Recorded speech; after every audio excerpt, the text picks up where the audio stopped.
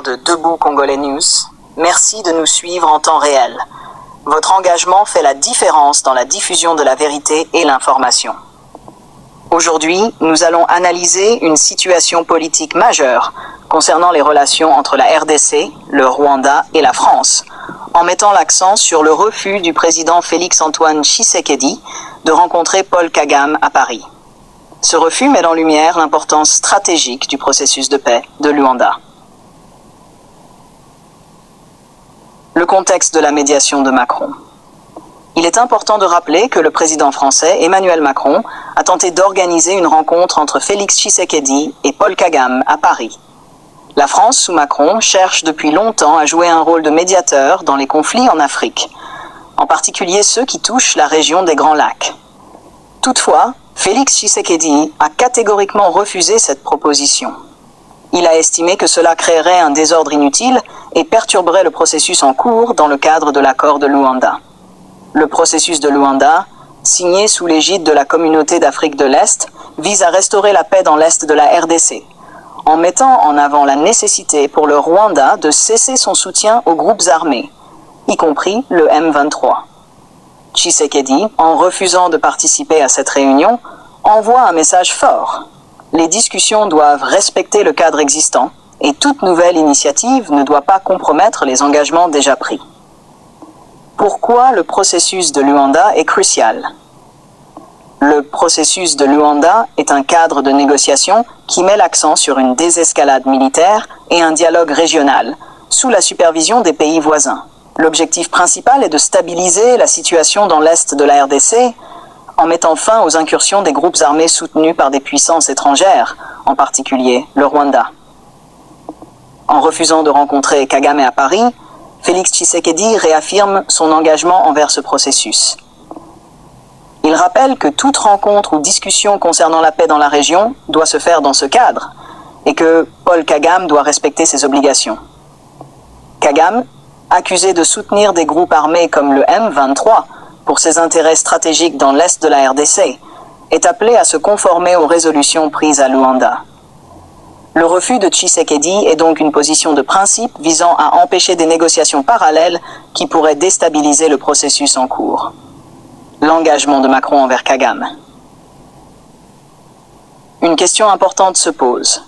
Pourquoi Emmanuel Macron soutient-il autant Paul Kagame, malgré les preuves accablantes du rôle de ce dernier dans les conflits en RDC? La réponse réside dans les intérêts économiques et géopolitiques. Macron considère Kagame comme un allié clé en Afrique de l'Est, notamment en raison de la collaboration militaire du Rwanda avec les puissances occidentales. Il est essentiel de comprendre que le Rwanda, sous Kagame, a offert ses services militaires pour protéger les intérêts stratégiques des puissances occidentales en Afrique. Cela inclut des services de gardiennage pour les entreprises multinationales opérant dans des zones à haut risque. C'est ce partenariat qui explique en partie pourquoi la France, tout comme d'autres pays occidentaux, ferme les yeux sur les actions déstabilisatrices du régime de Kagame dans la région des Grands Lacs. Prenons un exemple frappant. En 2023, l'entreprise française Total a enregistré des bénéfices colossaux de 23 milliards de dollars. Ce chiffre n'est pas anodin. Il révèle l'ampleur des intérêts économiques que des puissances comme la France cherchent à protéger en Afrique. Le soutien tacite à Kagame s'explique donc par des considérations financières et stratégiques. Pour maintenir cet ordre économique, certains pays occidentaux préfèrent ignorer les violations des droits de l'homme et l'instabilité que Kagame provoque en RDC. Le rôle de la France dans la crise en RDC. La position de la France dans cette crise reste ambivalente. D'un côté, Macron se présente comme un médiateur, mais de l'autre, son soutien à Kagame témoigne d'une contradiction majeure. Alors que la RDC subit les affres des violences perpétrées par des groupes armés soutenus par le Rwanda, Paris continue de privilégier ses intérêts économiques en Afrique, notamment à travers ses multinationales. Le refus de Tshisekedi d'entrer dans une logique de rencontre à Paris est donc compréhensible. Il ne s'agit pas simplement d'un rejet personnel de Kagame, mais d'un rejet des conditions qui permettraient au président rwandais de continuer ses actions sans répondre de ses actes. Félix Tshisekedi, en affirmant que cela créerait un désordre, met en lumière le danger d'initiatives politiques qui se dérouleraient en dehors du cadre de Luanda. L'enjeu ici est de préserver l'intégrité du processus de paix, de s'assurer que Kagame est tenu responsable de ses actions et de rappeler à la communauté internationale que les intérêts économiques ne doivent pas prévaloir sur la justice et la paix. Conclusion. Le refus de compromettre. En conclusion, le président Félix Tshisekedi a pris une décision stratégique en refusant de rencontrer Paul Kagame à Paris sous la médiation d'Emmanuel Macron.